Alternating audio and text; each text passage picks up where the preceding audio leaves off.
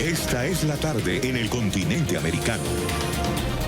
Cuando anochece en Europa y amanece en Asia, así cae la tarde en el continente americano y transcurre la noche y el amanecer en el resto del mundo. La tarde. Hola, ¿qué tal a todos? Bienvenidos a La Tarde de NTN 24 en el Canal de las Américas. Soy Jason Calderón, hoy los voy a estar acompañando por Idania Chirinos. Sean todos bienvenidos.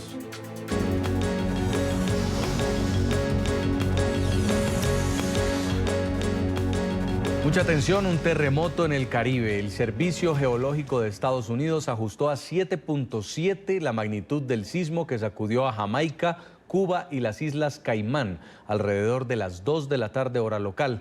Inicialmente se reportó el fuerte movimiento telúrico de 7.3 de intensidad. El epicentro se ubicó a 10 kilómetros de profundidad, 125 kilómetros al norte de Lucea, Jamaica. De inmediato hubo alerta de tsunami, olas de hasta 1 metro por encima del nivel del mar se podrían registrar en las costas de Belice, Cuba, Honduras, México, Caimán Island y Jamaica. Además, este movimiento telúrico causó pánico en el sur de la Florida, por lo que decenas de edificios fueron evacuados. Me llamaron de varios pisos para decirme que qué pasaba, que el edificio se estaba moviendo. Me llegaron llamadas del piso 18, del 16 y del 14.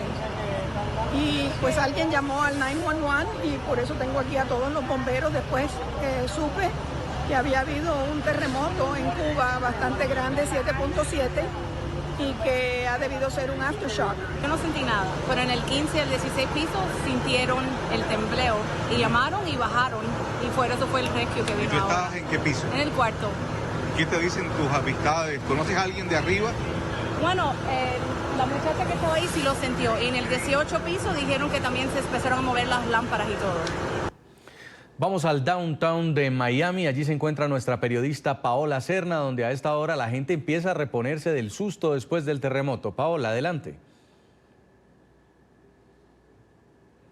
Hola, ¿qué tal, Jason? Sí, estamos en pleno distrito financiero, donde alrededor de las 2 de la tarde las personas nos comentaron que comenzaron a sentir un leve movimiento, lo cual es totalmente inusual aquí en la ciudad de Miami en particular, y es por eso que las asociaciones de los edificios altos del centro, pues comenzaron a evacuar a las personas. La Brickell Avenue, que es una de las principales avenidas que atraviesan este distrito financiero, estaba abarrotada de personas, todo el mundo pues bastante extrañado con esta situación, que según los datos, pues desde el año 72 hasta más o menos el 92 no se sentía ningún tipo de movimiento telúrico en esta zona. Recordemos que esta parte de los Estados Unidos no está ubicada cerca de ninguna falla tectónica, por lo cual es bastante raro que se sienta un movimiento en un edificio. Todo poco a poco ha venido volviendo a la normalidad. Se evacuó también el Dayland Mall, es un exclusivo centro comercial ubicado más hacia el sur. Se dice que en edificios que quedan más al sur se sintió más fuerte pues este sismo aquí en el sur de la Florida, particularmente en la ciudad de Miami. Hablamos con algunas personas aquí en el centro de la ciudad y esto nos comentaron. Aparentemente, hubo un terremoto cerca de Cuba y Jamaica, y nosotros en el edificio estábamos acá y se movió un poco y pues nos mandaron a desalojar el edificio y por eso estamos acá en la calle. Yo vengo de México, que tiembla todo el tiempo, no sentí absolutamente nada. ¿Qué les dijeron? Porque que había temblado en Jamaica y en Cuba. Ajá, ¿y en el edificio donde estaban los mandaron a evacuar o Sí, algo? sí, se evacuó. Ajá, ¿y en este momento? Ya los bomberos revisaron y todo está bien. Bueno, ya muchas personas han retornado a las oficinas, en particular aquí en el centro de Miami. Cabe aclarar que no hay ninguna alerta de tsunami para las costas del estado de la Florida. Sin embargo, se ha avisado que siguen estas alertas para México y algunas de las islas del Caribe que están monitoreando esta situación. También desde los servicios meteorológicos aquí en Estados Unidos. Es por ahora la información. Desde Brickell, Paola Serna. Continúen ustedes con más información. Buenas tardes.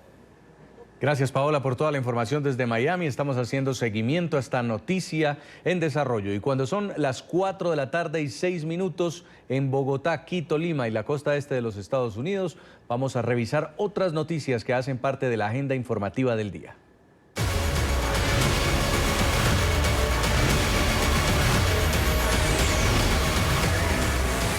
Es noticia el nuevo reporte de muertos por el coronavirus. Ya son 107 las personas fallecidas por la epidemia de neumonía, mientras que se registraron 1.300 casos más de contagio, elevando la cifra total a 4.500. La Organización Mundial de la Salud investiga si el virus es contagioso antes de registrar síntomas. La OMS elevó este lunes de moderado a alto el nivel de amenaza del coronavirus. Este anuncio se dio luego de presentar 6 informes sobre la situación en China. El organismo admitió que cometió un error de formulación y que no es una amenaza mundial, pero sí tiene un peligro importante.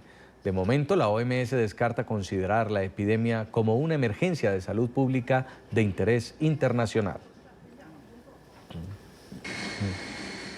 Alemania confirmó el primer caso de contagio de coronavirus en Europa de un paciente que no habría contraído la enfermedad en China. Otros 3 casos de transmisión entre humanos se han registrado fuera de China, Vietnam, Japón y Taiwán. El reporte lo tiene nuestro periodista en Europa, Andrés Gil. Andrés, buena tarde. Cordial saludo, un gusto estar a esta hora con ustedes en la tarde de NTN 24.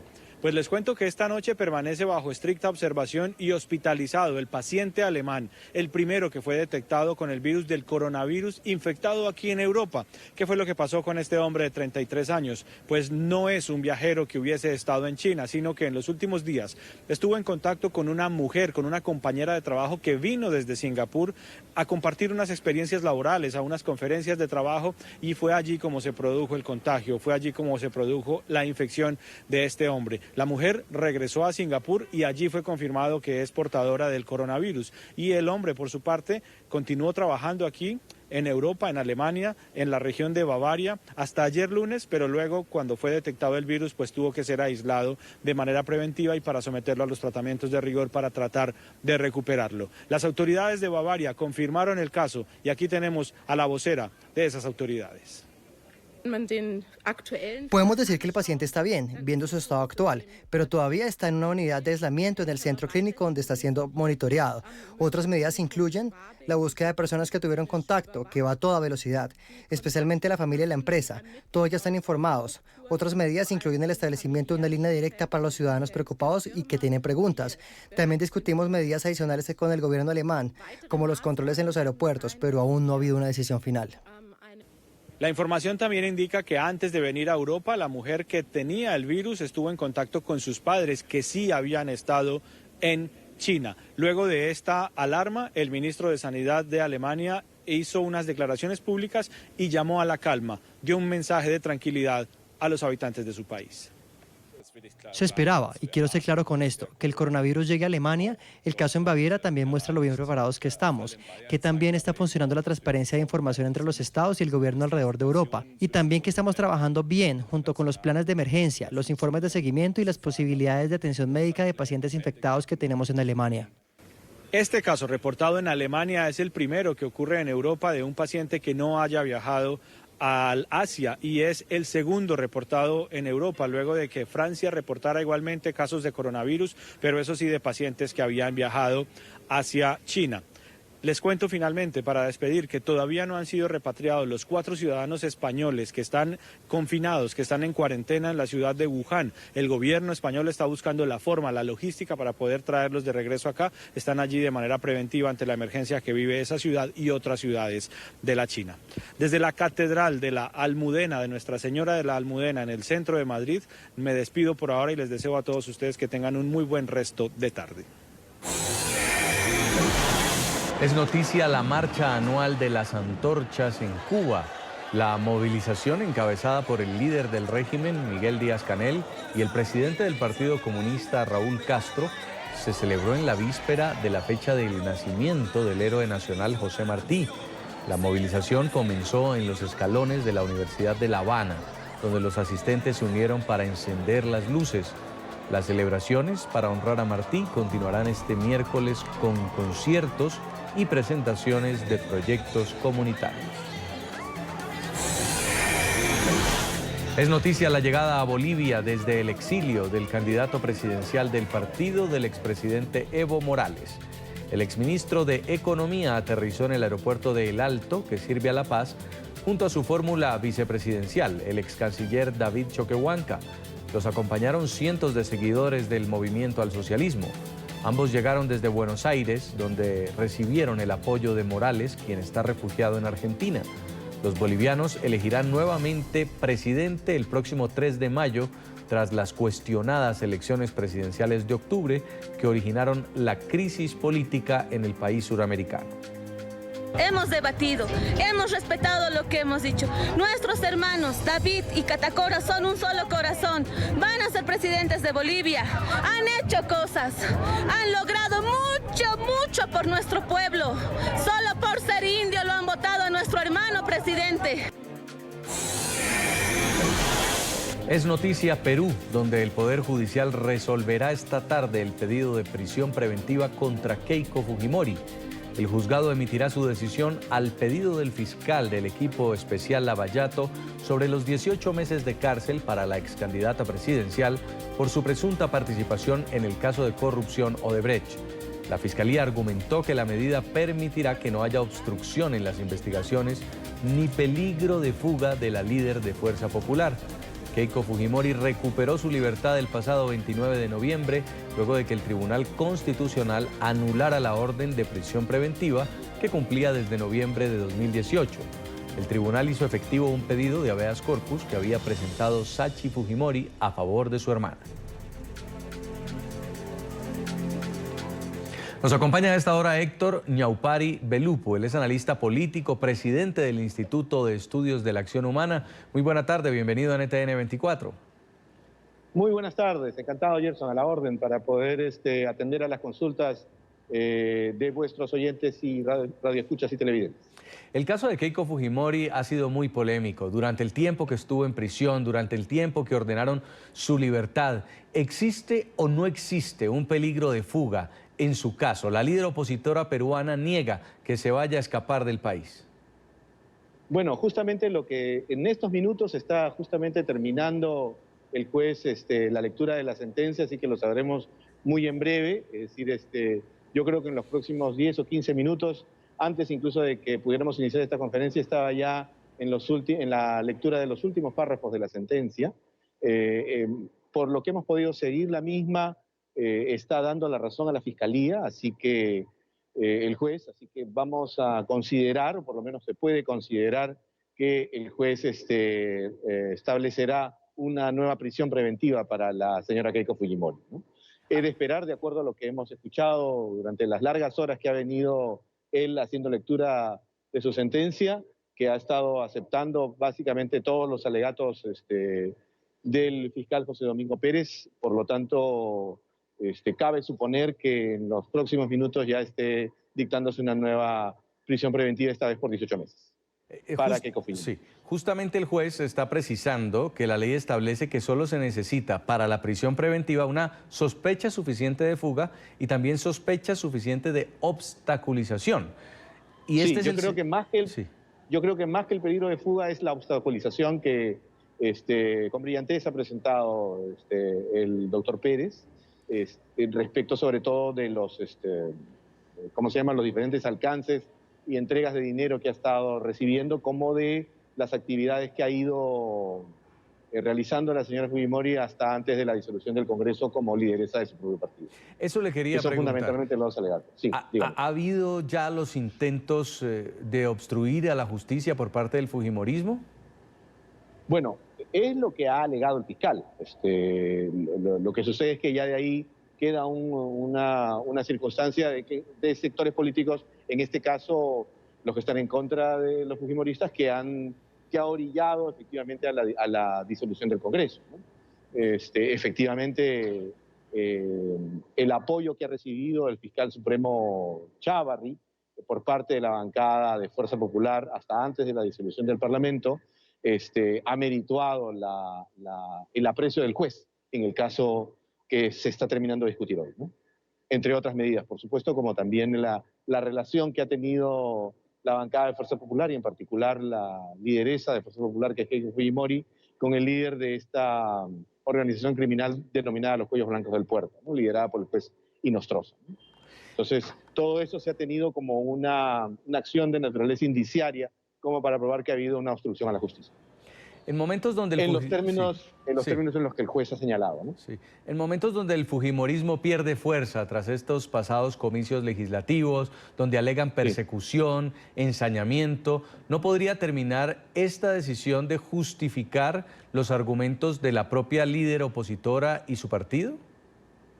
Bueno, por supuesto. O sea, de hecho, más allá de lo que pasa es que aquí hay dos cuerdas separadas. Una, digamos, la lectura política que hagan los distintos partidos, en este caso no solo Fuerza Popular, sino cada uno de los actores políticos que están ya en el nuevo Congreso, y otra es la discusión judicial, que tiene que ver fundamentalmente con el dicho de ambos contendientes en el proceso, en este caso la doctora Juliana Loza por el lado de la señora Keiko Fujimori, como el equipo de fiscales que está liderado para este específico proceso por Juan Domingo Pérez. Yo creo que son dos lecturas distintas. La que tienen algún punto de vinculación en cuanto a la obstrucción de naturaleza política, obstrucción que ha cesado para efectos de la disolución del Congreso y la elección del nuevo, pero que se ha mantenido en el tiempo durante las distintas etapas del mismo proceso judicial, ¿no? ¿Qué significa si Keiko Fujimori es enviada de nuevo a la cárcel en prisión preventiva en este momento para lo que está viviendo el Perú, para lo que está atravesando el Perú tras unas elecciones que empiezan a mostrar un nuevo camino rodeando al presidente Vizcarra? Bueno, un factor real es que evidentemente la elección que se llevará a cabo en julio del 2021 tendrá como elemento principal el de ser un plebiscito a favor de la libertad de la señora Keiko Fujimori, ¿no? De hecho, esto fujimoriza la elección presidencial, ¿no? Por un lado, ¿no? Y luego, efectivamente, lo que hace es generar un nuevo escenario de confrontación donde la libertad o la prisión de Keiko Fujimori van a ser uno de los temas de discusión para la campaña electoral del 2021, ¿no? Que empezará en noviembre del 2020 con la inscripción de las candidaturas, ¿no? Ahora, eso es un elemento a considerar, pero otro elemento a considerar que es también importante es el cambio total de la composición de las fuerzas políticas en el Perú, a partir de la elección del nuevo Congreso que acaba de suceder el fin de semana pasado, ¿no? La política peruana ha estado presa de la corrupción durante años. Los últimos 4 presidentes electos del Perú han sido investigados y han enfrentado estos pedidos de prisión. ¿Cree usted que con todo esto, investigaciones, presidentes detenidos de forma preventiva, candidatos, cree usted que se está aprendiendo algo? ¿Los políticos peruanos están aprendiendo la lección? Bueno, yo creo que sí. Yo creo que la nueva composición de las fuerzas políticas tiene que ver, evidentemente, por ejemplo, con el Partido de Acción Popular, que es el partido que no ha sido gobierno en los últimos 30 años, que ha tenido 3 presidentes, 3 ejercicios presidenciales, con un presidente que ha tomado 2 veces el mandato nacional, que es Fernando Belaúnde, y otro que encabezó una transición, pues fue el doctor Valentín Paniagua, a partir de la caída del régimen de Alberto Fujimori, precisamente, ¿no? Entonces, esa nueva composición de fuerzas políticas refleja evidentemente el rechazo de la ciudadanía a políticos comprometidos con la corrupción, efectivamente. Y de hecho, uno de los leitmotiv permanentes de la campaña electoral congresal ha sido efectivamente el del combate a la corrupción. O sea, sin duda, yo creo que más allá de la difícil circunstancia que significa haber tenido tantos mandatarios en prisión o en diversas circunstancias vinculadas a temas penales, yo creo que es positivo que la justicia peruana y en general la opinión pública peruana respalden la actuación de la Fiscalía, que respalden a políticos no comprometidos con la corrupción y que respalden obviamente un proceso de limpieza y de depuración del sistema político, ¿no? Y creo que eso es oportuno. Y además un ejemplo para otros países. Muy bien, y abogado, sobre el tema de Keiko Fujimori detenida de forma preventiva. Si bien la líder opositora muchas veces ha dicho que es una perseguida, ha dicho que ella no se va a escapar del país, desde la cárcel estaría nuevamente en la posibilidad de apelar y volver a recibir el beneficio de libertad. Bueno, las apelaciones siempre pueden ocurrir. Sí, efectivamente ya tiene o mantiene expedito su derecho para obtener nuevamente una libertad. Recuérdese que el Tribunal Constitucional ha brindado también, por su caso, suficientes elementos de juicio, ¿no? Obviamente está sujeto esto a los plazos procesales, ¿no? Que son obviamente distintos a los plazos políticos, ¿no? Recuérdese que en este caso, aún estando ella detenida en prisión preventiva, puede efectivamente postular. Aún no ha recibido una sentencia condenatoria.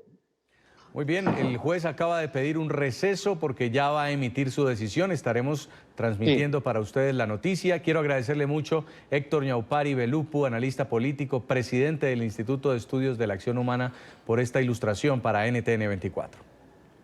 Bueno, muchísimas gracias y muy buenas tardes. Estamos a la orden. Buenas tardes. Vamos a la primera pausa en el programa La Tarde. Recuerden seguirnos en nuestras cuentas de Twitter. Ahí están en pantalla, @NTN24, @NTN24BE o mi cuenta personal, @JasonCalderón. Al regreso, el presidente de los Estados Unidos, Donald Trump, ha presentado su plan de paz para Medio Oriente. ¿En qué consiste? Ya volvemos.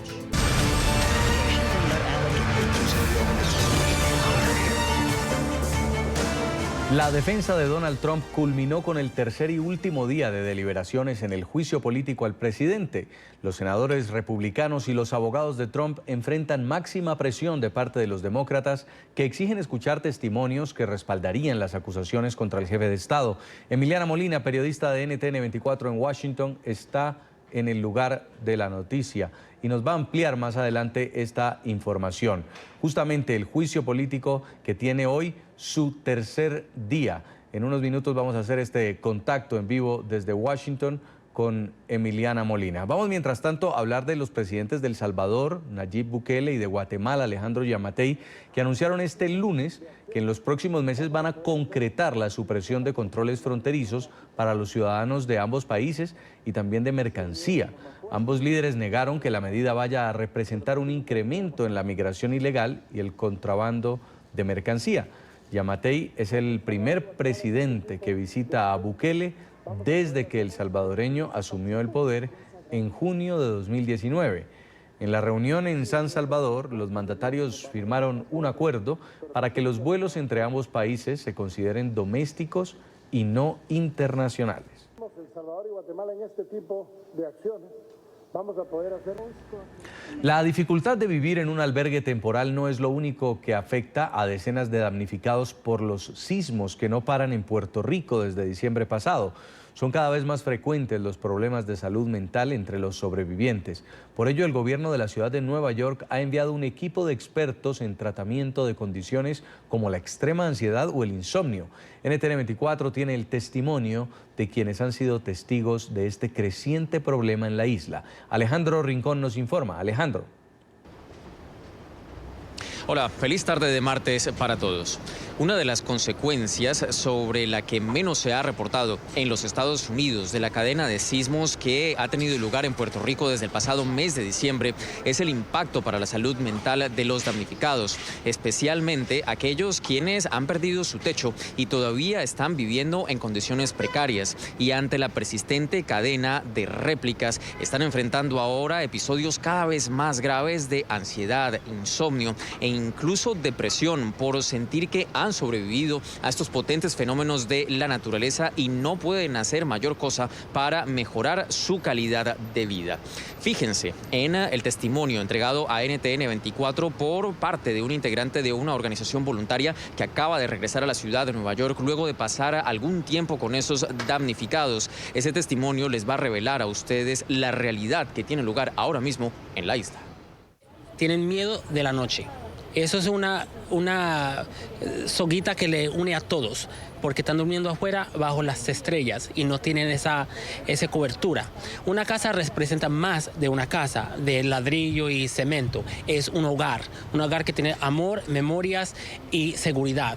La labor de estos voluntarios ha sido destacada como parte de los esfuerzos que surgen desde Nueva York en respaldo al pueblo de Puerto Rico. Una estrategia que ha sido complementada ahora por el gobierno de la Gran Manzana, que a través de la iniciativa Thrive NYC, que es liderada por la primera dama de la ciudad de Nueva York, Cheryl McCrane, se ha enviado un equipo de más de 30 expertos que incluyen no solo aquellos especialistas en el tratamiento de salud mental, sino también expertos en ingeniería y estructuras, todas necesidades urgentes para los damnificados. Allí a ellos, antes de enviárseles, se les hizo un agradecimiento público y se les deseó la mejor de las suertes ahora que van a respaldar al pueblo de Puerto Rico en un momento de necesidad.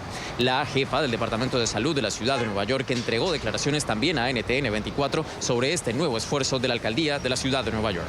No estamos recibiendo el apoyo del gobierno federal, que se supone que se le dé a un área afectado ya por 2 desastres bastante severos. Y la ciudad de Nueva York está con la isla.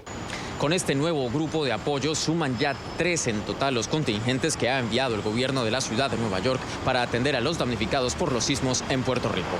Es lo que tenemos para ustedes por ahora. Continúen con más en la tarde. Gracias, Alejandro. Donald Trump ha presentado este martes su plan de paz para el Medio Oriente. El presidente de Estados Unidos, acompañado por el primer ministro de Israel, Benjamín Netanyahu, dio a conocer una línea de negociación que incluye la creación de un Estado palestino. Trump ha calificado el plan para israelíes y palestinos como el acuerdo del siglo. La Autoridad Nacional Palestina ya rechazó la iniciativa al considerarla favorable a Israel y a los intereses de Netanyahu. Por su parte, Netanyahu ha asegurado que Trump es el mejor amigo que Israel haya tenido en la Casa Blanca. Forjar la paz entre israelíes y palestinos puede ser el reto más difícil de todos. El domingo le entregué al primer ministro Netanyahu mi visión de la paz, la prosperidad y un futuro más brillante para israelíes y palestinos. Esta visión por la paz fundamentalmente es diferente de anteriores. Y ahora sí tenemos contacto en Washington con Emiliana Molina a propósito del tercer y último día de deliberaciones del equipo de defensa del presidente Donald Trump en el juicio político. El senador republicano por Utah, Mitt Romney, por cierto, ha dicho que quiere escuchar el testimonio del exasesor de seguridad John Bolton, y esto luego de que saliera a la luz pública que Trump le habría dicho a Bolton que congelara la ayuda militar a Ucrania hasta lograr que Kiev abriera una investigación contra la familia de su rival político Joe Biden. Emiliana, muy buenas tardes, adelante con toda la información. Hola, ¿qué tal? Muy buenas tardes. Así es, pues la defensa del presidente estadounidense Donald Trump culminó con sus deliberaciones y no utilizaron las 24 horas que se les otorgó por parte del presidente de la Corte Suprema, John Roberts, quien preside este juicio político. De hecho, el día de hoy iniciaron pues a eso de la 1 de la tarde, utilizaron alrededor de unas 4 horas, el sábado unas 2 horas y el día de ayer sí terminaron alrededor de eso de las 6, 7 de la noche. Sin embargo, antes de que iniciara el juicio político esta mañana, el líder de la minoría demócrata en el Senado, Chuck Schumer, aseguró que ahora entendía por qué el líder de la mayoría republicana, Mitch McConnell, quería agilizar este proceso y terminarlo lo antes posible. Y es que después de las explosivas revelaciones de parte del ex asesor de seguridad nacional de Trump, John Bolton, por el borrador del libro que está por publicar ahora en marzo, esto implica aún más al presidente Donald Trump en las acusaciones que se le hacen desde la Cámara de Representantes de abuso de poder y obstrucción al Congreso. Y Schumer dice que es por este tipo de nueva evidencia que McConnell quiere acabar con el juicio político lo antes posible. El presidente Trump y el embajador Bolton se pusieron en muchas cosas. Solo uno está dispuesto a declarar bajo juramento. ¿A quién le creen? Cuando solo Bolton está dispuesto a testificar bajo juramento y Trump no, ¿quién creen que está en lo correcto? La revelación del libro del embajador Bolton hace más imperativo que haya testigos en el Senado. De acuerdo con los reportes que ofreció en el libro, el presidente sí que le dijo que hubo un quid pro quo, que solamente ofrecerían la ayuda a Ucrania si hacían la investigación. Y es lo que el señor Bolton tiene que testificar para aclararlo todo. Y es el único que está en posición de hacerlo, de acuerdo con las declaraciones en los periódicos el día de hoy. Los demócratas continúan presionando a sus colegas republicanos a hacer un llamado a nuevos testimonios, como John Bolton, por ejemplo, después de que se conocieran las revelaciones de su libro que está por publicarse. Y Schumer también asegura que el argumento de los republicanos de que quieren invitar a Hunter Biden a testificar es simplemente porque la defensa del presidente Donald Trump no cuenta con ningún testimonio de funcionarios de la administración de Donald Trump que quieran venir a defenderlo bajo juramento en este juicio político. De hecho, la defensa del presidente el día de hoy culminó sus deliberaciones mostrando videos de los fiscales de la Cámara de Representantes, que recordemos son todos demócratas, durante el juicio político que se le hizo a Bill Clinton, y también testimonios de algunos senadores demócratas en esa época, donde todos decían que era peligroso poner a la nación por medio de un juicio político completamente parcializado o liderado por un solo partido. Y con esto, pues así instigó a los senadores republicanos y a los demócratas, de hecho, a votar para exonerar al presidente Donald Trump. Esta es la información que tenemos desde el Senado. Emiliana Molina para NTN 24.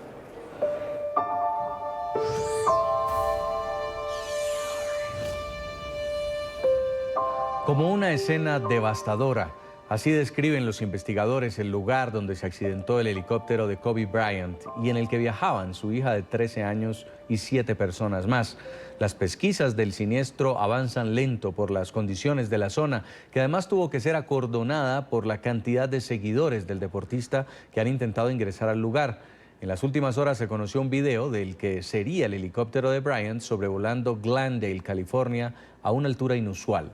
También imágenes de los últimos momentos que compartió el deportista con una de sus hijas en la noche del sábado.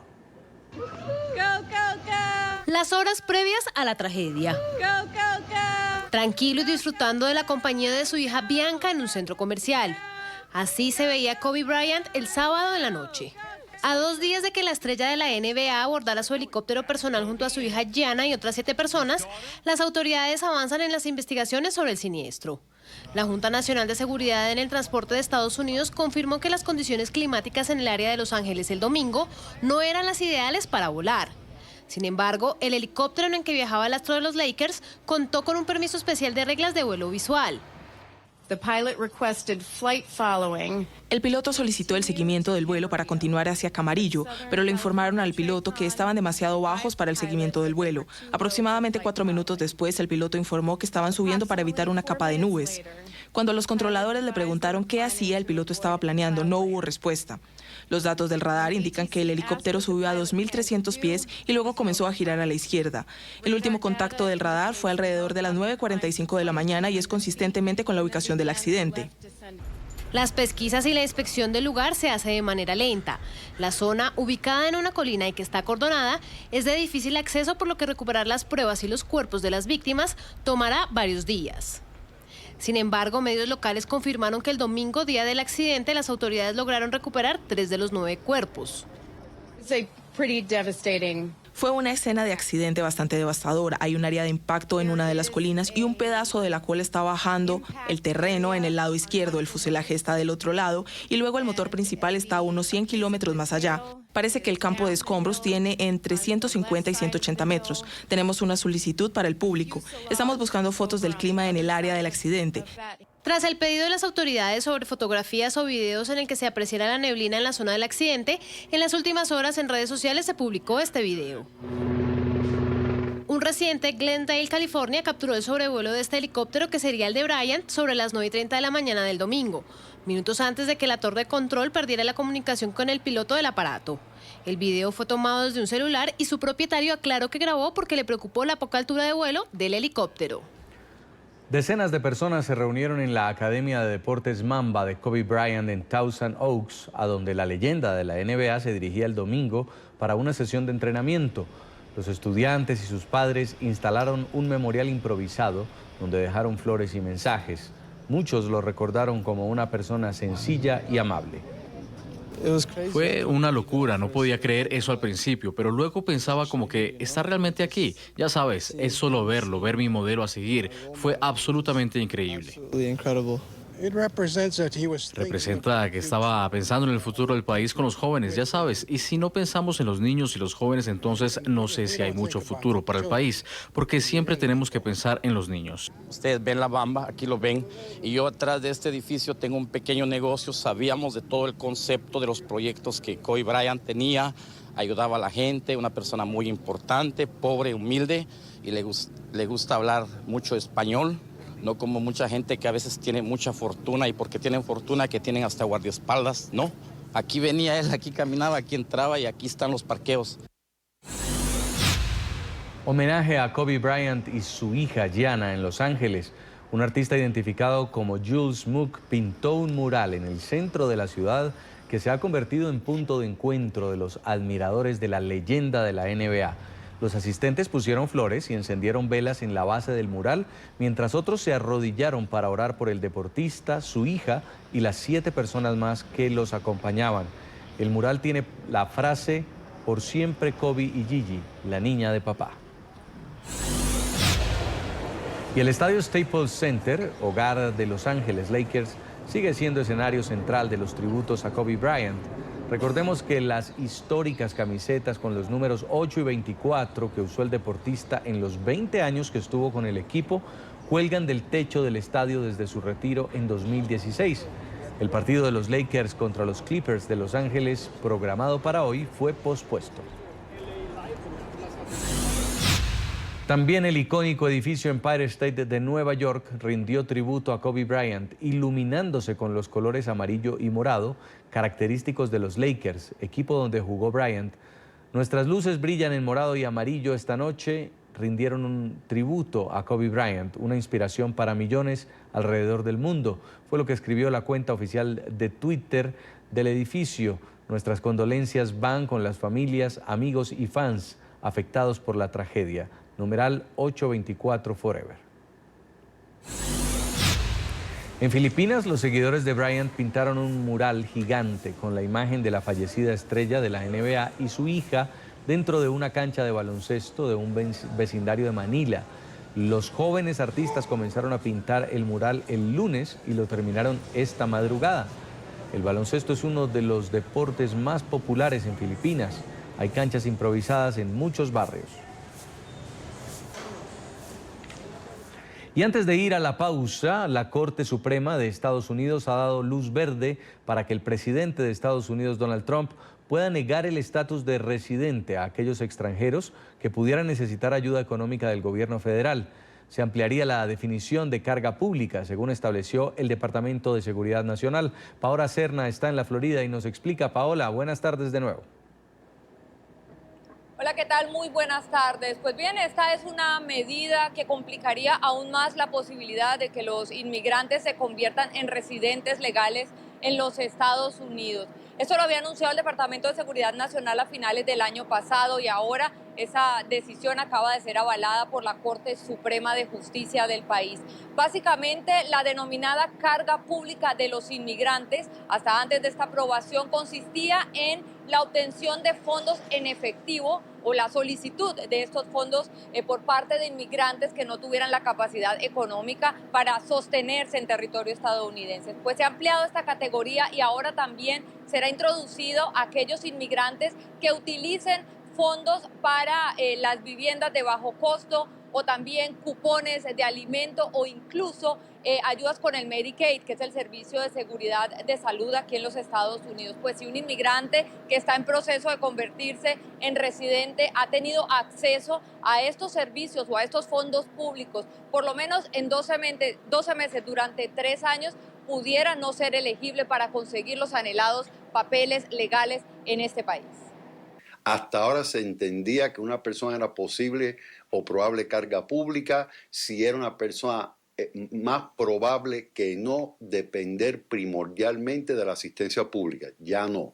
Si se puede considerar que la persona pudiera o accedió a algún tipo de beneficio público por necesidad económica por un periodo de 12 meses a través de 3 años, ya esa persona puede ser catalogada como carga pública.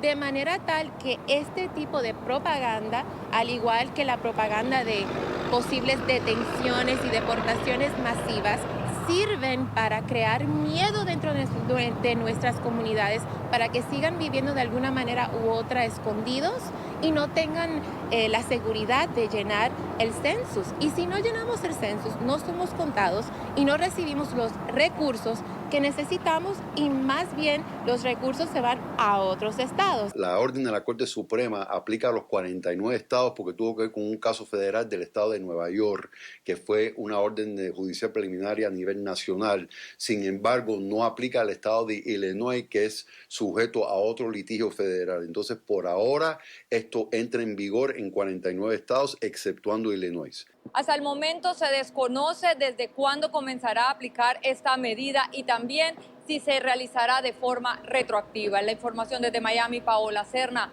NTN 24. Gracias, Paola. Es tiempo de una nueva pausa en la tarde. Ya estaría en Caracas la excongresista colombiana Aida Merlano, capturada ayer en Venezuela por parte de las Fuerzas Especiales de Seguridad del régimen de Nicolás Maduro. NTN 24 logró llegar al edificio Costa del Sol, en la ciudad de Maracaibo, donde estaba escondida Merlano. La excongresista colombiana permanecería en el piso 11 de la edificación en el momento de su detención. Edwin Prieto nos informa desde la capital del estado Zulia. Edwin. Amigos de la tarde de NTN 24, estamos a pocos metros del Aeropuerto Internacional de La Chinita, ubicado en la ciudad de Maracaibo, estado Zulia, estado fronterizo con Colombia. Hace pocos momentos fue trasladada a este importante aeropuerto la excongresista Aida Merlano, quien fue capturada este lunes por funcionarios de las FAES, de las Fuerzas de Acciones Especiales de la Policía Nacional Bolivariana. Este traslado se debe al procedimiento que hacen los cuerpos de seguridad para llevarla a la ciudad de Caracas, y entonces en las próximas horas se podrá conocer cuál será el destino de la excongresista colombiana. Mientras tanto, estamos en la ciudad de Maracaibo muy atentos ante lo que ocurra ante esta situación. Luego de que las autoridades hicieran esta detención, ninguno de los voceros del gobierno regional han emitido algún tipo de pronunciamiento al respecto, ni siquiera cómo fue el procedimiento para su detención y su posterior traslado a la ciudad capital. Esta es la información que tenemos a esta hora desde el estado Zulia. Para la tarde NTN 24, Edwin Prieto. Gracias, Edwin. ¿Dónde se encuentra la excongresista a esta hora? Es el interrogante tanto en Venezuela como en Colombia. Vamos a Caracas, allí está nuestro periodista Luis Alejandro Laya. Luis, ¿qué nueva información se conoce?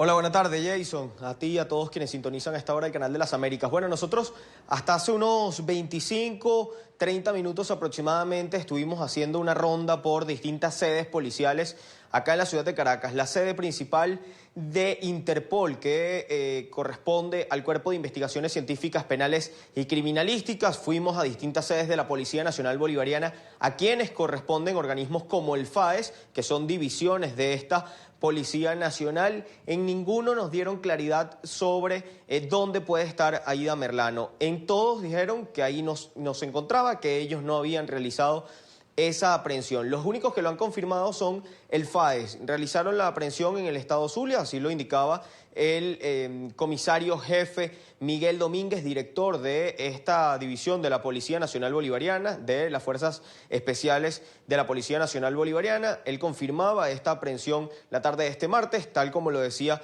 Edwin Prieto, desde el estado Zulia. Fue trasladada a la ciudad de Caracas aproximadamente a la 1:30, entre 1:30 y 2 de la tarde despegaba el avión desde el estado Zulia hacia Caracas, un vuelo que debe durar aproximadamente entre 45 minutos y 1 hora, es decir, probablemente a las 2:30, 3 de la tarde ya se encontraba en la ciudad de Caracas Aida Merlano. En este instante no sabemos en qué organismo de seguridad pudiese estar. Se presume estaría en la sede del Helicoide. Esta estructura es compartida por dos cuerpos de seguridad, el Servicio Bolivariano de Inteligencia Nacional y también la Policía Nacional Bolivariana. Ahí están todas las oficinas principales de distintos organismos que conforman a este cuerpo policial y se presume pudiese estar en esa sede. Sin embargo, nadie ha confirmado en dónde se encuentra Aida Merlano. Otra cosa que está en el aire es la posibilidad de su extradición, ya que el gobierno colombiano no reconoce a Nicolás Maduro y ha solicitado la extradición al gobierno interino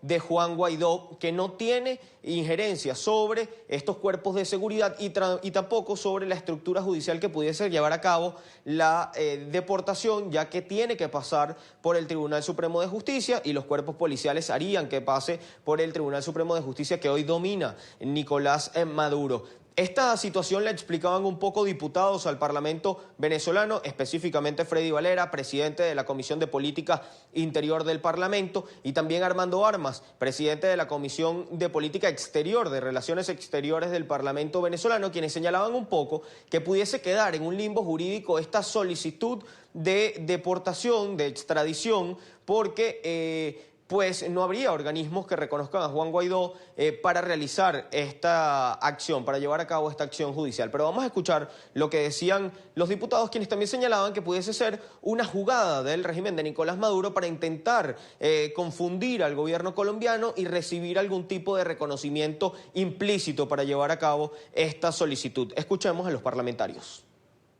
Colombia desconoce a la dictadura de Maduro, es decir, no le da la legitimidad que no le dan más de 60 países en el mundo. En consecuencia, mal puede el gobierno colombiano acceder a la dictadura para la solicitud de una extradición. El gobierno colombiano, el presidente Iván Duque, ha sido coherente en todo este tiempo.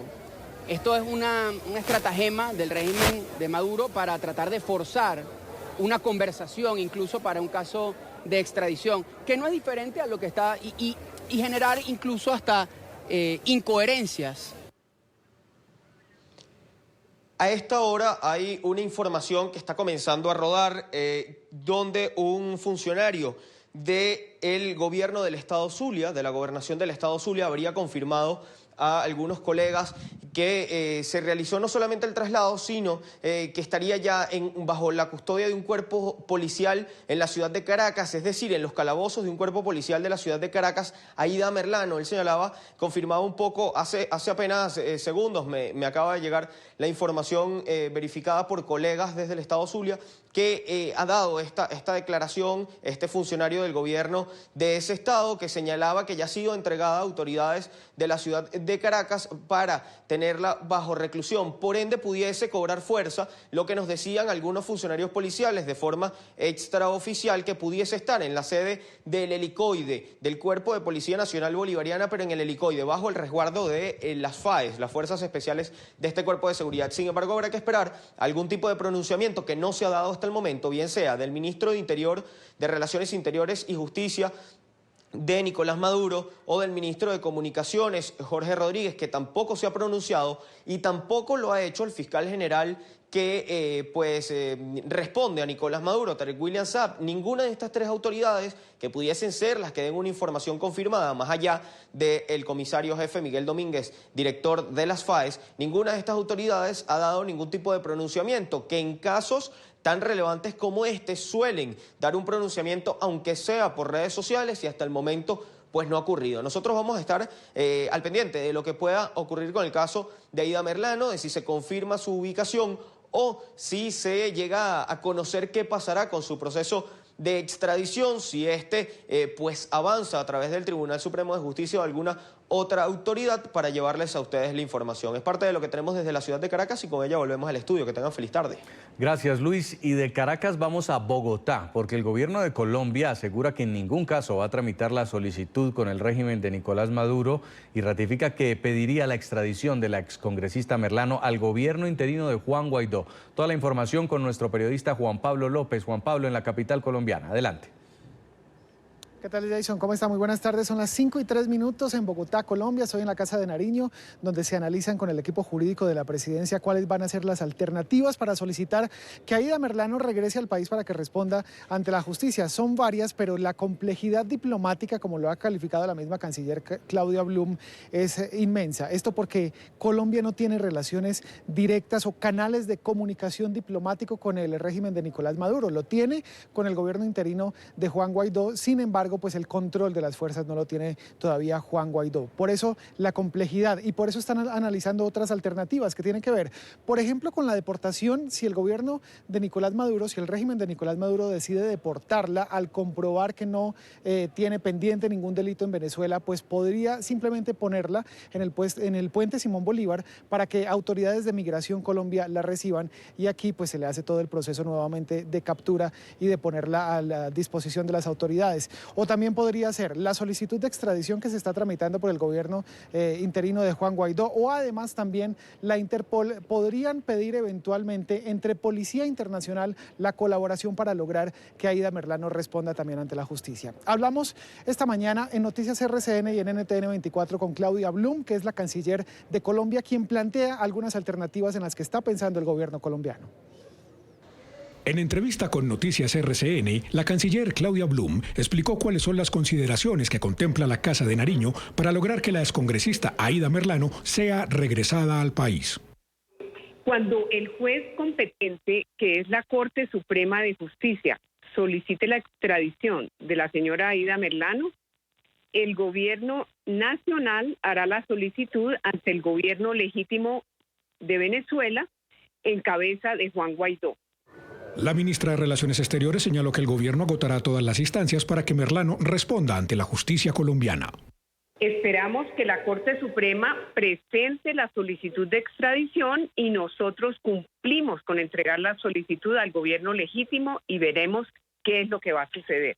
De todas formas, sí esperamos que la señora Merlano responda ante las autoridades colombianas, aunque hay una complejidad diplomática, como todos lo sabemos, porque no tenemos relaciones diplomáticas con Venezuela, porque es un gobierno ilegítimo. Ahora la tiene para nosotros es Juan Guaidó. La canciller aseguró que será el presidente interino de Venezuela quien tramite la solicitud de extradición con los canales institucionales internos. El Gobierno Nacional de Colombia ha recibido con beneplácito el comunicado del gobierno interino de Venezuela de Juan Guaidó, que dice que el gobierno legítimo de Venezuela dará toda la colaboración posible. Estoy comillando lo que dice el comunicado. En el actual contexto de secuestro institucional que atraviesa nuestro país, para brindar al gobierno hermano de Colombia el marco jurídico institucional necesario para facilitar el retorno de la excongresista a su país. Y ha dicho también el gobierno colombiano que no hay ninguna posibilidad que esta solicitud de extradición se negocie o se plantee en el marco del régimen de Nicolás Maduro. Solo lo harán ante el gobierno interino de Juan Guaidó. Es la información por ahora desde Bogotá, Colombia. Juan Pablo López Velázquez, NTN 24. Muy buenas tardes. Gracias, Juan Pablo. Una buena tarde para usted en la Casa de Nariño. Para desarrollar este tema nos acompaña Fabio Umar. Él es abogado especializado en Derecho Penal. Abogado, muy buena tarde. Bienvenido a NTN 24. Muy buenas tardes a usted, a todas las personas con quien tenemos el gusto de interactuar día a día. Muy buenas tardes. Desde el punto de vista diplomático, ¿podría decirse que es correcto que el gobierno de Colombia decida solicitar una eventual extradición de la excongresista Merlano al gobierno que reconoce en Venezuela, que es el gobierno de Juan Guaidó? Pero prácticamente sería imposible que Guaidó o su gobierno la entregue, porque son las fuerzas especiales del régimen de Nicolás Maduro los que han hecho la captura. ¿Cómo resolver esta diatriba? No tiene solución a la vista. El caso de la captura de la excongresista realmente cae en un muy mal momento. ¿Quién lo pensaría? Por un lado, Colombia está obligado a pedir la extradición de esta señora a través de los mecanismos que para ello existen, pero con el gobierno de Guaidó. Sin embargo, como usted bien lo anota, el gobierno de Guaidó no tiene absolutamente ninguna posibilidad de ejecutar esa orden o esa instrucción o esa solicitud en la medida en que es el poder de Nicolás Maduro, insisto, claro, un poder espúreo, un poder dictatorial, el que tiene el control efectivo sobre las Fuerzas Armadas y de Policía. Esto pareciera no tener solución, porque el gobierno de Colombia se encuentra compelido a hablar con Guaidó porque lo reconoce como presidente legítimo y ha decidido quemar los puentes de comunicación con el gobierno de Maduro. Pero quien tiene la posibilidad de entregarla es el gobierno de Maduro, quien por lo demás, y esto hay que ser honestos, no la va a entregar porque sería dar el brazo a torcer a la democracia colombiana. Estamos pues en una situación que no tiene salida, es un impasse. Es el peor de los momentos para el presidente Duque. Hace unos días estuvo aquí Juan Guaidó y nos encontramos pues ante una situación que parece no tener ninguna salida ni diplomática ni siquiera de índole administrativa. Ya bien lo decían algunos analistas, la posibilidad de que entreguen a esta dama en el puente, en la frontera con Colombia, sería quizás la única posibilidad, pero advierto, esa posibilidad solo procede si las fuerzas del Estado, en cabeza de Maduro, deciden entregarla. Bien podrían liberarla mañana, no obstante ella tener una circular de Interpol porque no tienen a quién entregársela, por ejemplo. Dice el secretario general de la Organización de Estados Americanos, Luis Almagro, corresponde al régimen de Maduro entregar a las autoridades de Colombia a la prófuga Aida Merlano, excongresista fugada de la prisión, que cumplía pena por corrupción y ha sido detenida en Venezuela. ¿Cree usted que aún en medio de esta situación difícil de resolver, Maduro se la vaya a entregar a Duque así nada más? No, yo sería absolutamente exótico, doy por descartada esa posibilidad.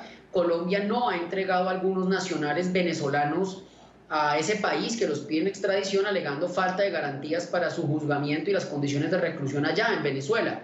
Raro sería entonces que Maduro accediera a una petición, y recordemos pues que Aida Merlano es casi que un trofeo para las fuerzas colombianas, las fuerzas del orden colombianas, la policía, la fiscalía, el ejército, porque es una prófuga de la justicia. Entonces no creo que eso vaya a pasar, sería muy ingenuo pensar que Maduro va a entrar a negociar con un gobierno que no lo reconoce. Además, esto hay que decirlo, ¿qué pasa si Maduro decide entablar una negociación, una conversación con el gobierno colombiano, cuando el gobierno colombiano ha señalado que jamás va a tener ningún tipo de conversación, negociación, acercamiento con ese gobierno? Sería un diálogo pues de sordos y de mudos, por este lado de mudos, por el lado de allá de sordos, que llevaría a que esto se diera al traste. Qué mal momento es el de la captura y qué mal lugar es el de la captura de Aida Merlano. Hubieran podido capturarla, qué sé yo, en Ecuador, en Panamá, pero nos pone en calzas prietas a los colombianos y al gobierno colombiano esta situación. Abogado, en el momento en el que se diga que no hay forma de entregar a la congresista Merlano, a menos de que sea el propio Duque el que se la pida a Maduro, ¿qué va a pasar con ella? ¿Va a quedar en un limbo jurídico? ¿Venezuela la debería mantener detenida hasta que se presente ante un juez? ¿Qué puede pasar?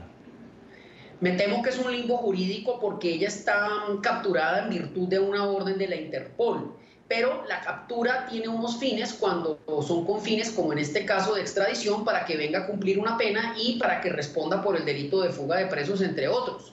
Entonces habría un limbo jurídico y es que ella no puede estar detenida indefinidamente en Venezuela porque allí no le corresponde el lugar de juzgamiento ni de enjuiciamiento, pero tampoco parece viable que llegue a Colombia. Estaríamos en un limbo jurídico que yo me temo que podría resolverse de muy mala manera, y es dejando en libertad a Aida Merlano al cabo de unas semanas o unos meses cuando no tenga forma de entregársele a Colombia. Hay una doble moral también por parte de las autoridades venezolanas que dicen, después de arduas investigaciones, según lo ha notificado el director de la FAES, capturan a esta señora buscada por Interpol, pero en cambio, ante denuncias de la presencia de exlíderes de las FARC que desertaron en Venezuela, ¿no se está haciendo nada? No, pero eso no es una doble moral, esa ha sido la moral que ha mantenido el gobierno del dictador Maduro. Recordemos pues que él es afín a los grupos terroristas, no solo las FARC, allá alberga cabecillas del ELN y por lo que hemos visto recientemente pareciera que hay vínculos con organizaciones terroristas de alcance internacional como Hezbollah. No, es que Venezuela se ha vuelto la cueva de Rolando donde todos los pícaros, delincuentes y terroristas pueden acampar tranquilamente. Y a mí no me extrañaría, déjeme decirle, que la captura de Aida Merlano fuera precisamente una estrategia del gobierno de Maduro para hacer caer en ridículo y poner en aprietos al gobierno de Duque. Porque fíjense en lo que estamos, no sabemos a quién le pedimos la extradición, si nos la ofrecen, es decir, si nos ofrecen a Aida Merlano y nos la entregan, no sabemos a quién recibírsela y estaríamos un poco en una situación que es tragicómica para el gobierno de Colombia. Ahora que lo pienso, no me parecería descabellado que, en efecto, la captura de Merlano haya sido producto de enjundiosas investigaciones, pero siempre buscando que estemos en esta situación que, insisto, es un poco tragicómica. Finalmente, esto también trae consecuencias para la política interna en Colombia, puesto que mucha gente piensa que si no le entregan al gobierno colombiano a Aida Merlano, que supuestamente tiene información sobre hechos de corrupción en Colombia, es que también le estaría conviniendo al gobierno hacerse el de la vista gorda frente a la situación. No, yo no creo que ese sea el talante de este gobierno. Yo eso sí no lo creo que sea el talante de este gobierno. Esa señora es una delincuente condenada, prófuga de la justicia. Eso no se puede perder de vista. Y yo no creo que el talante del gobierno que sea, pues, entrar en negociaciones marrulleras y un tanto turbias con el gobierno de Venezuela o con autoridades venezolanas para que no la manden. Además, si ella hubiera querido colaborar, la ley colombiana es generosa en figuras que permiten no solo la excarcelación por la colaboración, sino la disminución sustancial de la pena por esas figuras. Yo lo que creo es que aquí estamos en un aprieto que nunca habíamos pensado que podía suceder y que realmente no encuentro yo un salidero interesante, digno y práctico para esta situación. Aquí lo que va a pasar es que se van a poner bajo pruebas de estrés los mecanismos de participación colombiana en el contexto internacional para ver qué tan efectivos son para atraer a esta dama y desde luego en prueba de estrés a todo el sistema de la Cancillería colombiana en sus pares con Venezuela. Una medida que también se ha planteado es la eventual deportación, es decir, no acudir a todo el proceso de extradición, sino simplemente llevarla a la frontera y deportarla o enviarla en un avión bajo la condición de indocumentada, porque ella estaba con documentos falsos. Pero cuando mete el gobierno de Colombia al presidente Juan Guaidó en esta solicitud, ¿puede haber obstruido también una opción como esa? Creo que menos, y creería que de todas las opciones quizá esa es la más viable, pero recordemos que las personas encargadas de operativizar esa decisión de enviar a esta señora por la figura de la deportación, en todo caso son miembros que pertenecen al ejército, a la policía y a las Fuerzas Armadas del señor Maduro. Así que, en últimas, quien va a tomar la decisión es Maduro. Yo dudo que tome la decisión. Sería pues muy interesante ver qué va a hacer él, ¿no es cierto? Un dictador de esta naturaleza, un dictador caribeño de esta naturaleza que todo lo toma como chafarote, ver qué va a hacer en esta situación. Ahora hay que ver Cuba qué papel ejerce, porque recordemos pues que el régimen de Maduro es fiel a los mandados de Castro, y entonces hay que ver si de pronto Colombia por el lado diplomático de los Castro se está moviendo, que esa sería una decisión inteligente. La noticia en este momento es que la familia de Aida Merlano alista viaje para Venezuela. Ya están buscando abogado en el país vecino para ejercer la defensa de la prófuga. Y ha habido un silencio también por parte de las autoridades venezolanas, ya lo decía usted, abogado, cuando uno espera que salgan a reaccionar de inmediato o sencillamente haya un tuit donde se pueda informar directamente de qué está pasando, pues ni Nicolás Maduro, ni Diosdado Cabello, ni ninguno de sus ministros ha salido hasta el momento. ¿Cree usted que todavía también puede haber confusión del lado venezolano sobre qué van a hacer, o están montando de pronto un gran video, un gran programa para presentar esta captura como un éxito de la operación? Me voy por la segunda de sus posibilidades que plantea. Grande será el show mediático que adelante Maduro y sus secuaces, siempre con miras, creo yo, a dejar al gobierno colombiano mal parado, porque realmente no, el gobierno colombiano no está en una situación fácil, para nada. Pues quiero agradecerle mucho este contacto, abogado Fabio Umar, especialista en Derecho Penal, por habernos ilustrado al menos lo que podría pasar, porque estamos en este limbo jurídico tras la detención de la excongresista Aida Merlano en Venezuela. Muy amable. Una feliz tarde para todos. Feliz tarde. Mientras el presidente interino de Venezuela, Juan Guaidó, todavía continúa su gira internacional, el régimen de Nicolás Maduro ha amenazado con encarcelarlo a su regreso a Venezuela. Diputados afines al gobierno interino desestiman esta intención de llevar ante la justicia a Guaidó. Aseguran que esto tendría consecuencias internacionales que el régimen no estaría dispuesto a asumir. Va a poder asumir las funciones que ha venido ejerciendo como presidente del Parlamento y en el caso de Venezuela como presidente encargado de la República. Para Juan Pablo Guanipa, Guaidó no tendrá problemas para ingresar a Venezuela luego de su gira internacional. Esto a pesar de las amenazas de cárcel que ha hecho Nicolás Maduro. Yo aspiro que la justicia venezolana esté haciendo seguimiento de todos los llamados a intervención militar y a sanciones contra Venezuela. Amenazas que han sido repetidas por distintos líderes dentro del PSUV, pero que al primer vicepresidente del Parlamento venezolano no le preocupan, porque tendrían graves repercusiones internacionales. Juan tiene una protección que es reconocido por los distintos países del mundo como presidente encargado de la República Bolivariana de Venezuela. Y esos países han dicho que en caso de que se atente en contra de la integridad física de Juan Guaidó, va a haber represalias por parte de esos países. El presidente Guaidó tomará las medidas necesarias para poder retornar al país. Abogados constitucionalistas señalan que de ocurrir algo con Guaidó a su ingreso al país, no se trataría de que cometió un delito, sino de una decisión política del régimen. Siempre se va a inventar un delito.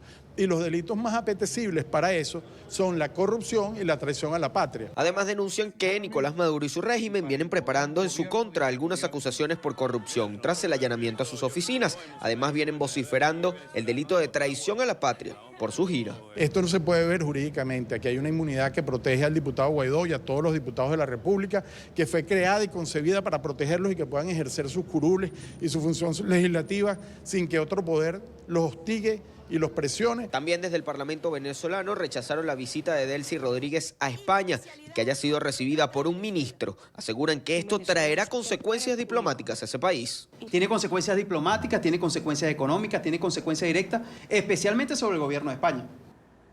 Y a propósito de esta amenaza del régimen de Venezuela de arrestar a Juan Guaidó cuando regrese al país, quiero compartir con ustedes este tuit del periodista y escritor Carlos Alberto Montaner.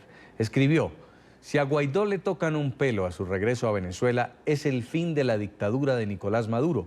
Es la señal que espera Estados Unidos para destruir desde el aire el aparato militar chavista.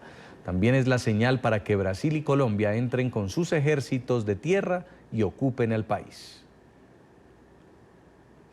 En esta parte del programa nos acompaña Guillermo Cueto, exfuncionario de Seguridad Nacional del Gobierno de los Estados Unidos. Señor Cueto, muy buena tarde, bienvenido. Buenas tardes, Jason. Un placer, gracias. Hemos visto durante este tiempo a Juan Guaidó reunirse con líderes internacionales, ratificando apoyos del exterior, como Boris Johnson en el Reino Unido, Angela Merkel en Alemania, Emmanuel Macron en Francia, el más reciente, Justin Trudeau, en Canadá.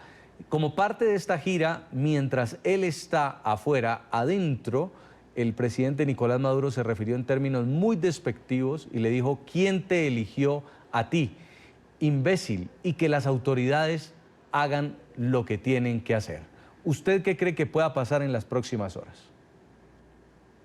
Yo honestamente no pienso que vaya a pasar nada, basado en los precedentes y en todas las ocasiones en que han podido apresarlo, igual que a Leopoldo López, etc.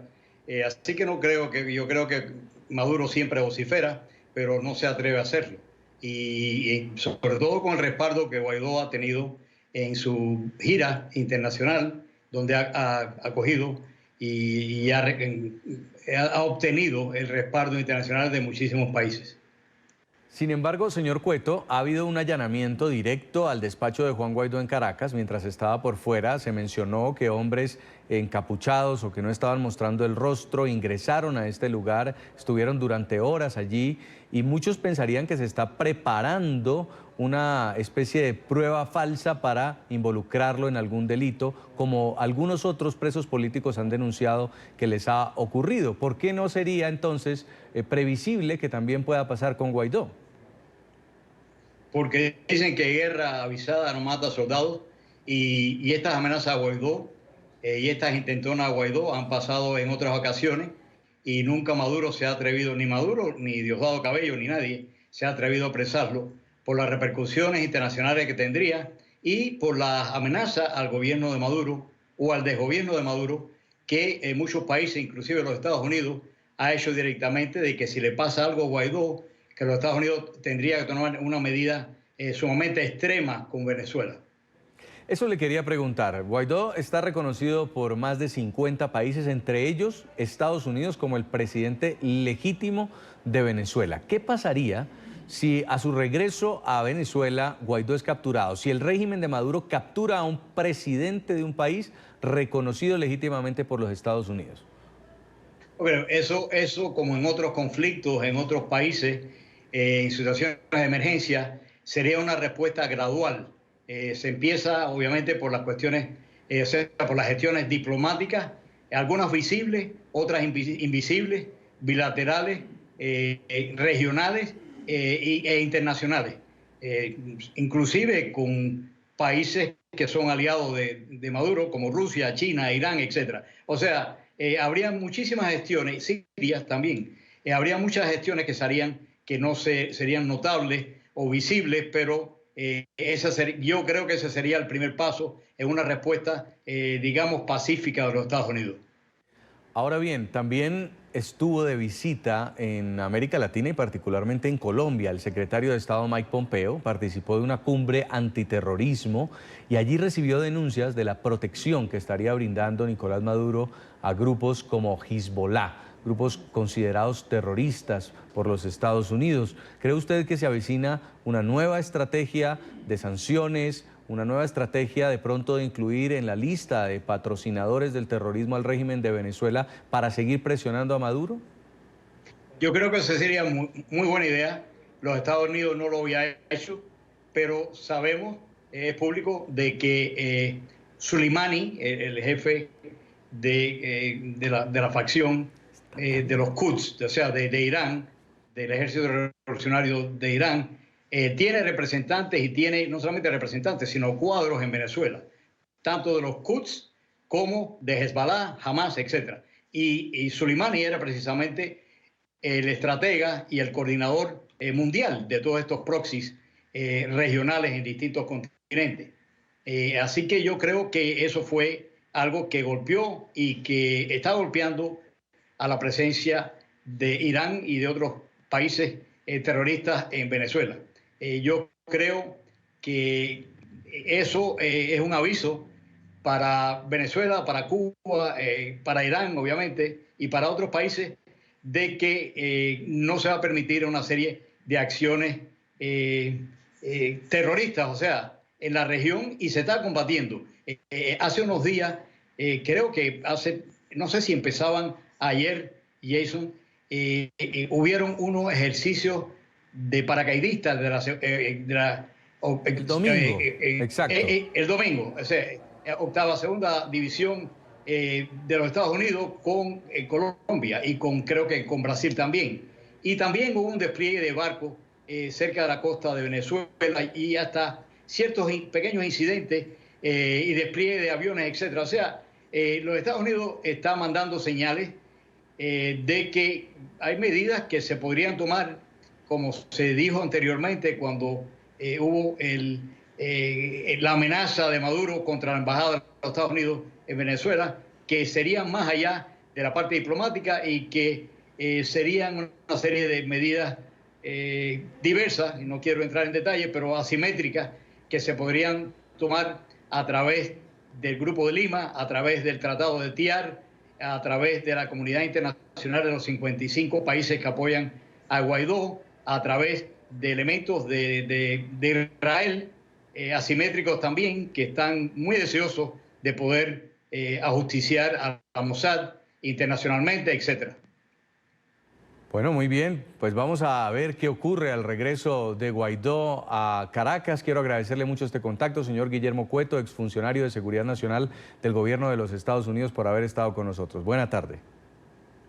Un placer, Jess.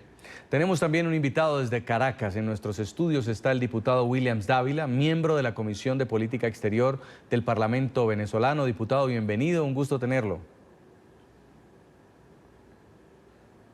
Buenas tardes, Jason. ¿Cómo está? ¿Cómo me le va?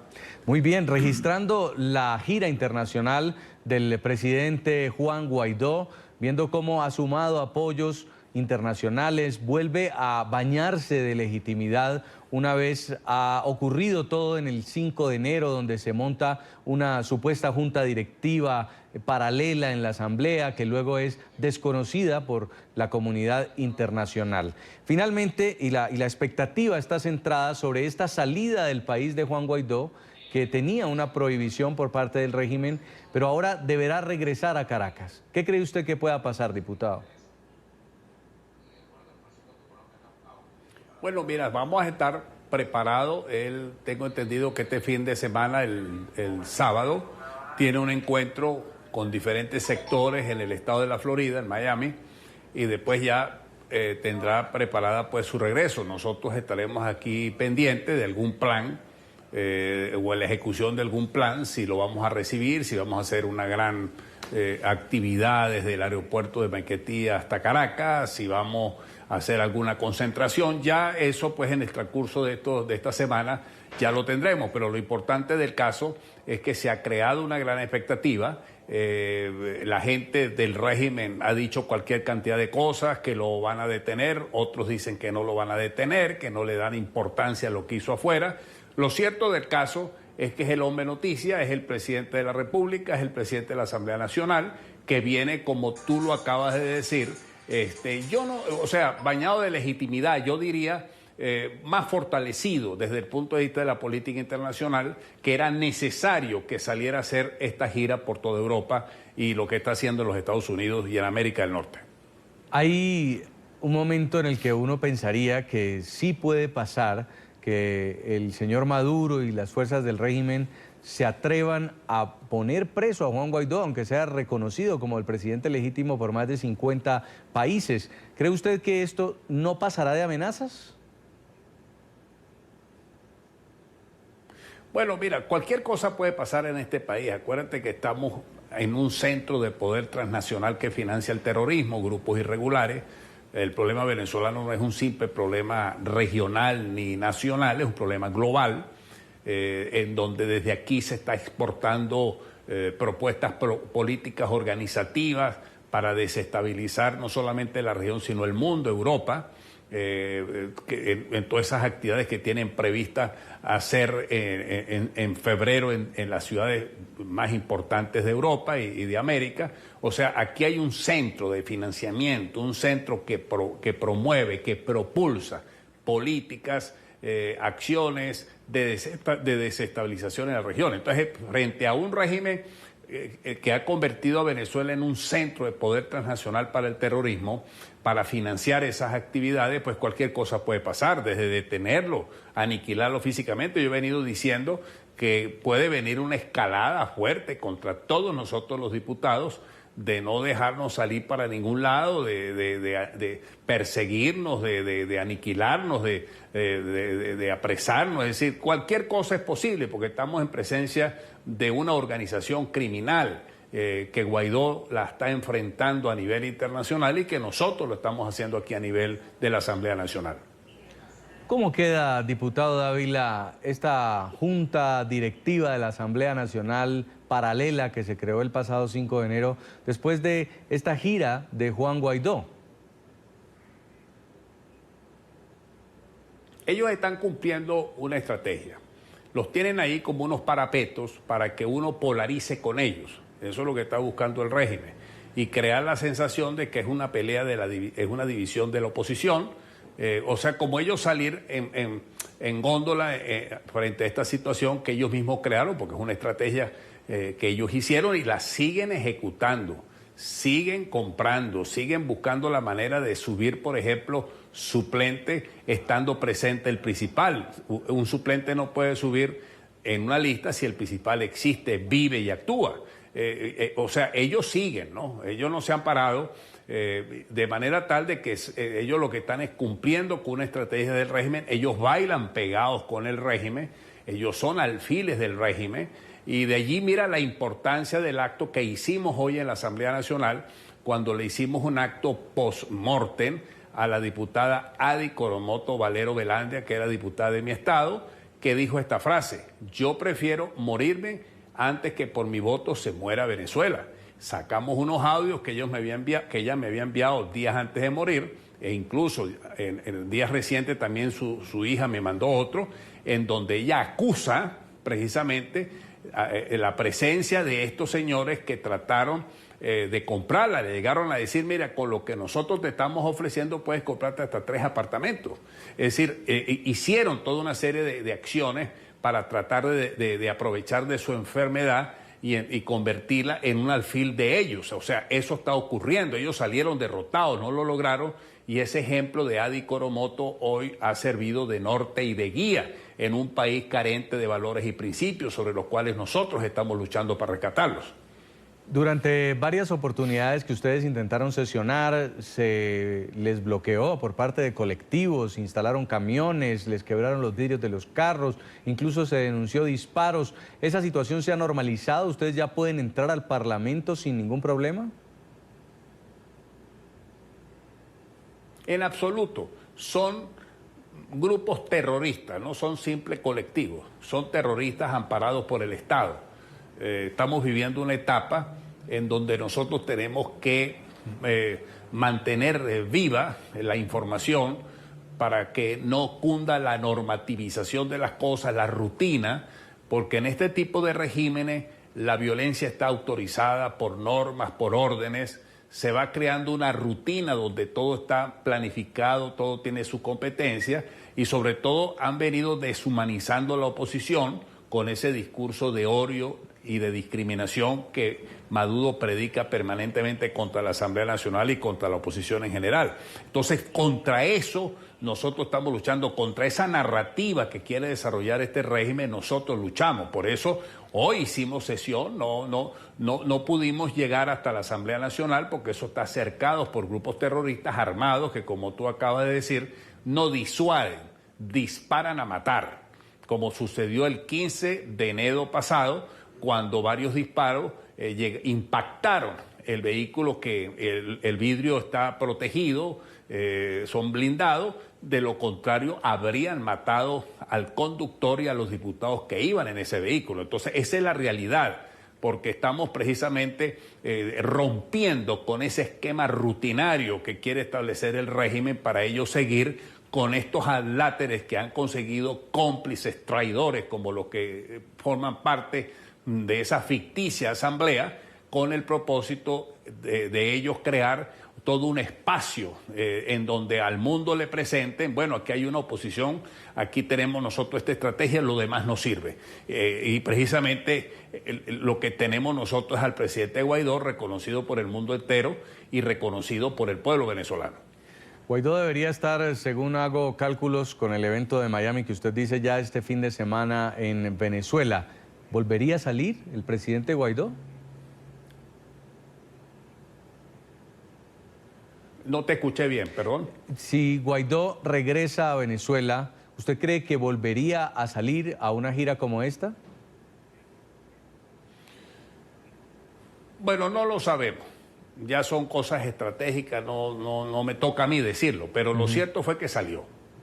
Cumplió su gira, lo hizo muy bien, tuvo impacto, logró mover fichas políticas en Europa importantes, porque yo soy de los que pienso que aquí tiene que haber una fortificación unitaria, tiene que haber una relación fuerte entre la Unión Europea, Inglaterra y los Estados Unidos. Y por supuesto América, el Grupo de Lima, el TIAR, crear toda una sincronización de decisiones, de medidas y de acciones. Por ejemplo, el pasado 3 de diciembre en Bogotá, en la segunda reunión del órgano de consulta del TIAR, tomaron la decisión de sancionar a 29 funcionarios del régimen de Maduro.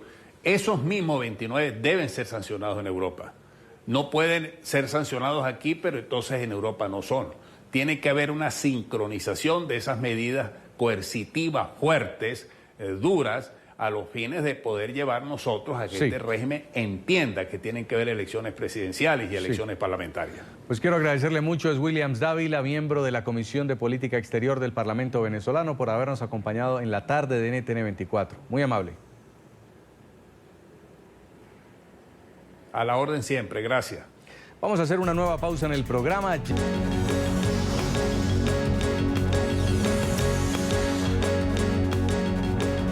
En este momento vamos a Perú porque el juez Víctor Zúñiga entrega su decisión sobre el pedido de prisión preventiva para Keiko Fujimori que presentó el fiscal José Domingo Pérez del equipo especial Lavallato. Luego de hacer una deliberación durante toda la tarde del martes, el juez entrega su resultado y ahí está la lideresa de oposición sentada escuchando la decisión. Quien habría sido funcionaria pública del Poder Legislativo y que además habría intentado ser la más importante funcionaria del país, Por esas razones expuestas, el juzgado entiende que la medida de prisión preventiva cumple con los estándares de proporcionalidad requeridos, como ha sido reseñados, ya que resultaría idónea, adecuada, necesaria y proporcionalmente estricta.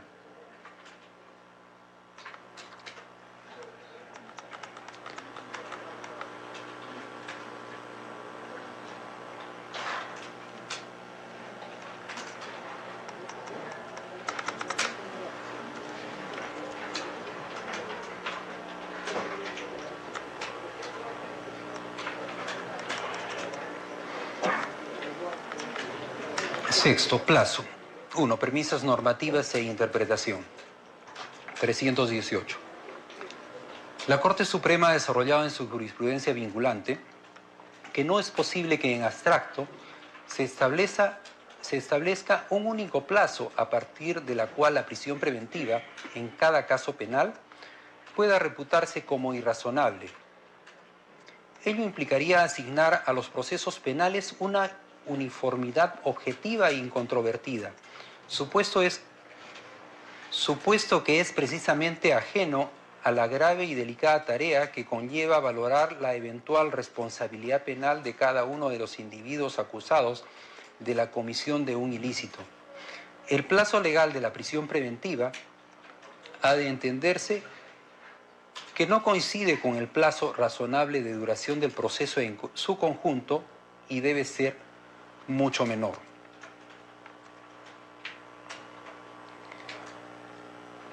Ya que la misma Corte Suprema de Justicia de la República, también atendiendo a lo que ha señalado los estándares internacionales, como el Tribunal Constitucional, la Corte Interamericana de Derechos Humanos, que más que el plazo legal debe respetarse lo que es el plazo estrictamente necesario. Obviamente, después de haberse verificado los presupuestos de la prisión preventiva en forma concurrente. 2. Análisis del juzgado sobre el plazo. 319. El Ministerio Público ha solicitado 18 meses de prisión preventiva y 2 días, expresando que en 2 meses finalizaría la etapa de investigación. El juzgado entiende, como ha manifestado líneas arriba, que el fin de la etapa de investigación eliminaría en principio la necesidad de imponer la medida de prisión preventiva. Sin embargo, en este caso se ha demostrado una necesidad imperante de cautelar los testimonios de las personas involucradas, por lo menos hasta el momento que sean interrogadas de manera suficiente, lo que ocurriría por regla general en el juicio oral.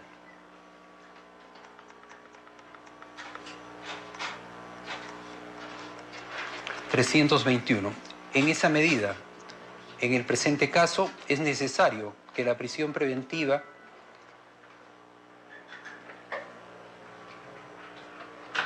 dada la naturaleza de la investigación y del procedimiento, se prolongue además durante la etapa intermedia y la etapa estelar, que es el juicio oral. Que dado el análisis que ha hecho esta judicatura, existiría pues una alta probabilidad, sospecha grave y vehemente, conforme se ha anunciado a lo largo de esta resolución, que pueda llegarse hasta esta etapa del proceso.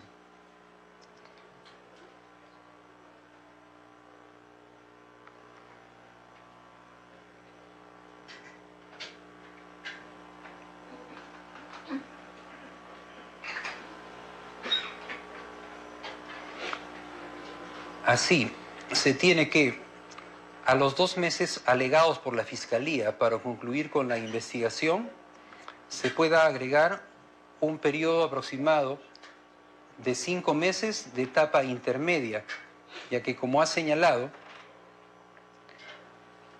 el Ministerio Público, dada la complejidad de la causa y las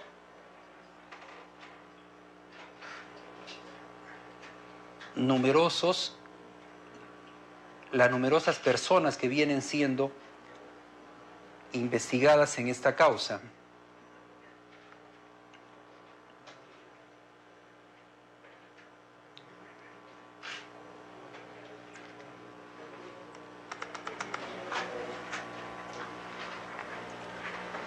en igual atención, se podría prever que en 8 meses se podría terminar con el desarrollo del juicio.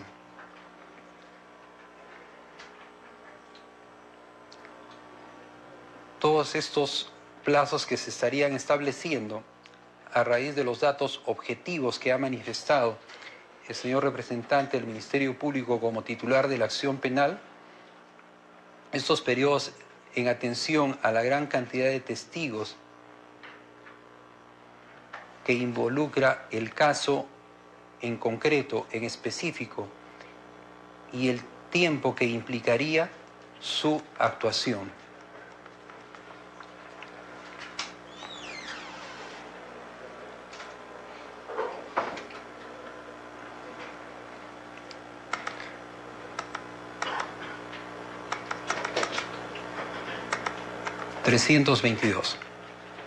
Por eso, el juzgado considera razonable y proporcional que el plazo de la prisión preventiva en este caso se fije en 15 meses adicionales a los que ya se han venido cumpliendo. Y en el presente caso, habiendo concurrido el día de la fecha, la señora Keiko Fujimori en el transcurso, en el desarrollo de esta audiencia, por consiguiente, el plazo se computará desde el día de hoy. Ahí está la decisión del juez en Perú. Considera que en el caso de Keiko Fujimori la medida de prisión preventiva es idónea, necesaria y proporcional. Es lo que ha dicho en este momento el juez, que adelanta la solicitud de la Fiscalía para que Keiko vuelva a la prisión. Esto de forma preventiva ante un posible peligro de fuga y de obstrucción a la justicia. Vamos a una pausa comercial. Ya regresamos con más noticias aquí en la tarde. Y llegamos al final de la tarde. Ustedes recuerden seguirnos en nuestras cuentas de Twitter y revisar el desarrollo de todas las noticias internacionales en nuestro sitio web www.ntn24.com. Ya viene el programa La Noche. Nos vemos mañana en la tarde.